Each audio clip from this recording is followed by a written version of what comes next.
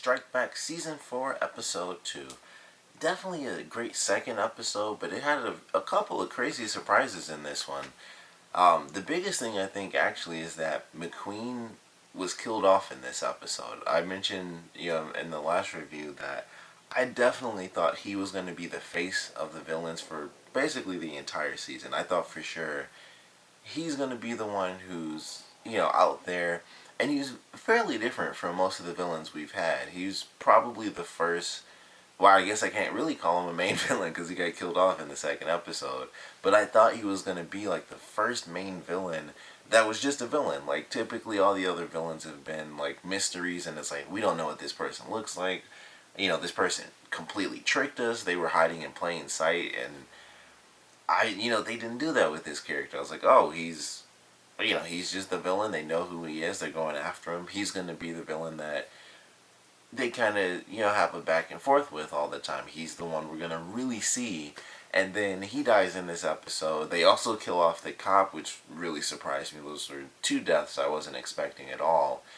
And we find out that the ambassador's wife is actually the one. Once again, there's someone who's been hiding in plain sight.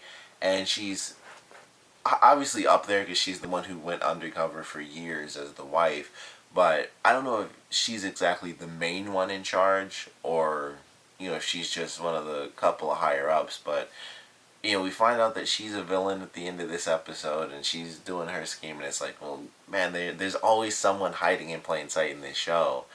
And she's been there, even though it's the sort of hiding in plain sight thing. Hers is even different from the other villains we've had, where she's been there for years before the show even came in. Like, the characters knew who she was, or, at least, the head of Section 20 did. I can't think of his name right now, but, he knew both of them for a long time. He knew who she was, or at least he thought he did.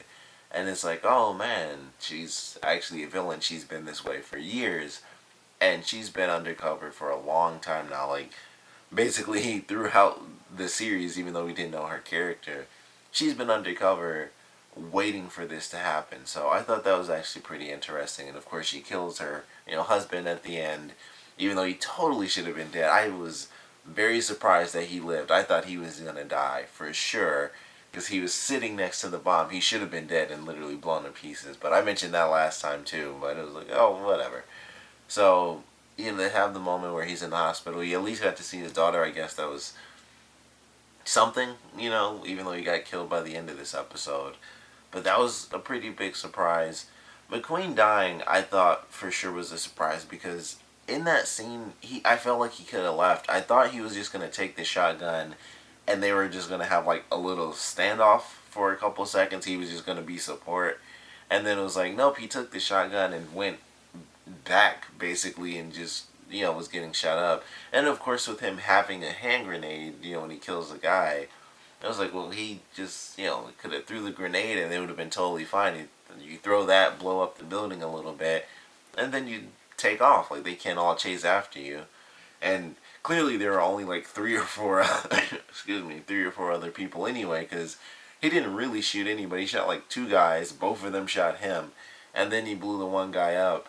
So it's not like he killed that many people. They obviously there weren't that many left to chase him down. But unfortunately he gets killed off. I don't know if we're going to get to see exactly what happens with his wife. I won't have to wait until like later tonight really to see it if I end up being home. Because I actually saw the episode yesterday really early, but I couldn't do the review because it was way too loud here. And then I had to go through the entire day until the next morning basically so I could actually film this review. But I was already late anyway because I couldn't get back home. But I was glad to finally get to see this episode, and I'm really excited for the next one. I don't know how things are really going to take place because it's like, okay, well, we find out that she's been hiding in plain sight. They've killed off McQueen. They killed off the cop, so he's not going to be an issue anymore. They have Scott and Stonebridge ran into like the main guy that McQueen was working for.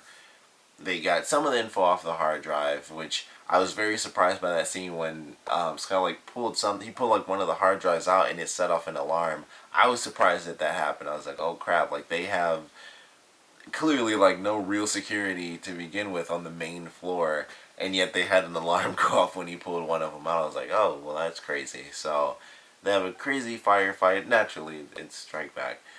I love that scene for sure. Like I didn't know what was gonna happen before they jumped off the building. I forgot that that was in the preview, but that was a really cool scene. And you know they call the Tuk Tuk guy. I liked him. I thought he was really funny. He even gives Scott a full on shotgun, not like oh here's like a clip or something. Here's a shotgun. Just take this shotgun, and you know go ahead. So yeah, that he was really funny, and that was a cool action scene in the beginning as well because Stonebridge is out of commission in this episode thanks to his arm, and I thought that gave us some really interesting stuff where he was command, and so we had things kind of switched up a bit. So we got a different team. You know, it wasn't Scott and Stonebridge. You know, not until they like climbed the building, which was a really cool scene as well, where they just going all the way up this building on the outside. But we got a different little team. We got to see the girls go out again, which was cool. Um, Richmond, once again, I'm like, man, they are just beating her up in this season. I feel like them like having her get beat up or like get cut and stuff like that is like, well, if she's getting cut and getting beat up and stuff, that seems okay to me. Like maybe they'll just beat her up and make us freak out, but they won't actually kill her off, which I seriously hope they don't. That would suck, especially with the fact that you know, she and Scott are actually in some form of a good relationship. And he even mentions taking her to see his son, who we find out in this episode, as far as I remember, even exists. Because I don't think completely forgot he had a son. Um, like, I mean, and that's just with TV shows in general. You forget a lot of stuff. And I'm sure they mentioned it before. I'm pretty sure they did. And it was like I think he knew, but not really. I think it was like I think it was season 2, or maybe it was last season. But it was like he found out officially that he had a kid. And I can't remember exactly how it played out, but I totally forgot he had a son. I'm like, oh crap, he has a kid? And I meant to look it up, but I totally forgot to do it to see if they mentioned that in the previous season. But I think they did. So now he's freaking out. His son's going to be there, and like I think by the end of the episode, it's like within 12 hours. So his son's going to be in the next episode. Who knows how that's going to play out? That's going to be pretty insane. And then he has his mission to deal with while dealing with, you know, having his son there who just, you know, got drunk and off to Bangkok. So I don't know how this is going to play out, but I'm definitely curious to see exactly how things go. Like, he can't tell his son what he does because he's basically like, you know, Secret Service sort of deal. So I don't know how that's going to play out. They're obviously already, it's Strike Back. They're always within something insane. So he has to really, really be careful. And I don't know, like, based off of the preview for tonight's episode, I'm not sure if his son's going to end up in one of those firefights. It's kind of how it looked. But I think that's really possible, too, because it's Strike Back. It's like he is going to have to do something, or maybe they're going to get busted. And, I mean, obviously this woman knows exactly who everyone is. She could easily target them and be like, oh, well, his son is in town. That makes him a much easier target because he's not going to be nearly as capable as he normally would when he's just worrying about himself and his buddy, who is also, like, you know, full-on Secret Service. It's like, oh, it's just civilian son. So he could get targeted, and they could end up in a firefight where he has to protect his son. And that should be interesting. I'm sure they'll both end up getting out of it fine, because it's not like episode 3 and like, oh, we killed Scott off. So I'm sure that'll be fine. Hopefully they wouldn't, you know, kill his son off. That would be insane if it happened, but I would I would hope that it doesn't. But I'm really excited for tonight's episode.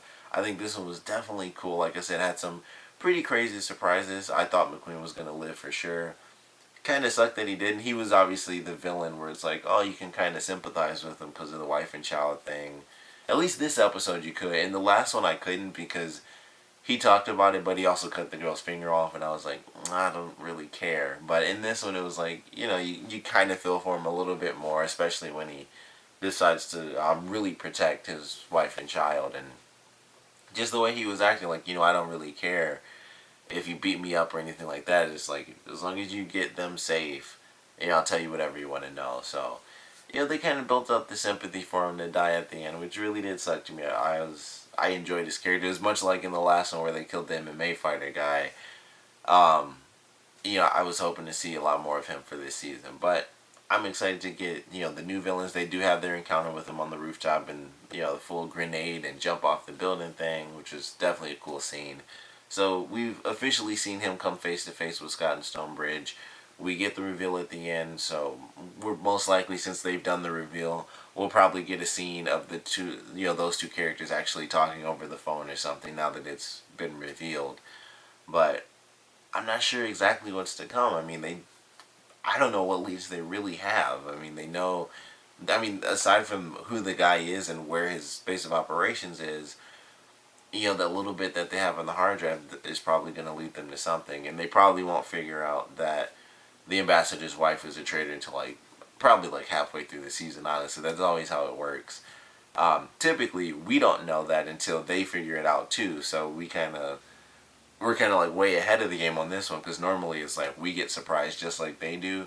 And now, instead, we've gotten the surprise really early on, and they still have no idea. They thought it was her. Although they might figure it out really easy because they thought it was the assistant, and it's like, well, if it's not her, then it would probably be who I was actually talking to. So it might come out. Actually, it does come out. It's in the preview. I totally forgot. So they find out in the next episode. I completely forgot about that. So it doesn't last too long, but we did technically find out before they did, and I'm curious to see exactly how they find out and how long it takes, because like I said, if it's not the assistant, it's like, well, she has all the exact same stuff, possibly even more power when you think about it, as the ambassador's wife, or a bit more trusted even. So it probably won't take too long in the next episode to be like, you're the one that did this, and we've missed it for years that you're actually a North Korean spy. So I'm not sure how it's all going to play out exactly, but I definitely enjoyed this one. As always, crazy action, couple of interesting surprises. Really excited to see Scott deal with his son coming in, and it really changed him in this episode too. They're in the firefight, and that's the scene that starts off the countdown for every episode. And initially, it's like, oh, he's not ready for this firefight. But then you, of course, see it in context. And he's like, all he's thinking about is his son coming to Bangkok. And then when he's talking to, when they're both sitting down, Scott and Stonebridge are sitting down in command, he's like, it seems sort of nice to me, to just sit down in the office and let everyone else go out in the field, because now he has to deal with that. And it's like, his son's coming to town, he has to deal with that. And it kind of also led him to think about Richmond and how their relationship is going and stuff. So just the announcement that his son was coming in really changed his character for this episode. It changed Scott a lot. And I don't know how, it's the last season too, so I'm not sure how all this different stuff is going to play out and how it's kind of going to stack together for the finale. But I'm excited for it. I thought this was a great episode. Very curious about his son coming into town. I think that's what I'm most curious about, because them finding out that she's a spy, it's like, okay, well, they're just gonna know she's the villain. More leads and more insane stuff. One of the scenes in the countdown, there's a person jumping right in front of the camera, but there's a person in the background falling or something. I don't know if they're rappelling from a rope or if they're just falling or whatever, but every time I see that, I'm like, what is happening in this scene? And I feel like that's somewhere later on. It could be early on, because we've actually had quite a few of those countdown scenes happen in the very first episode. But I don't know. Every time I see that, I'm like, I don't know what's happening in this scene. But it's a guy falling from the sky in the background. There's someone in army gear and stuff, or military tactical gear in front of the camera, right in the foreground. So obviously it's Strike Back, crazy stuff is going to happen, but I want to know what you guys thought about this episode, so please comment below, let me know your favorite parts, your least favorite parts, and of course with Scott having his son come into play, I want to know what you guys are expecting from that, because for me, based on what happened in this episode, I think we're going to see a different side of him where he's really struggling to figure out if this is what he wants. Because normally it's just like, it's Scott. Like he and Stonebridge always, kind of joke around and go through and do their thing. But Scott is obviously the one who jokes even more so. Like even in this episode, after this stuff about his son, he's like, "Oh, the firefight." He's like, "Oh, we got this. Like, what's your plan?" And he's just ready to go. But when his son comes in, it's gonna be very different. And I'm just excited to see how that plays out. But like I said, I want to know what you guys thought about this episode. So please comment below, let me know, and thanks for watching.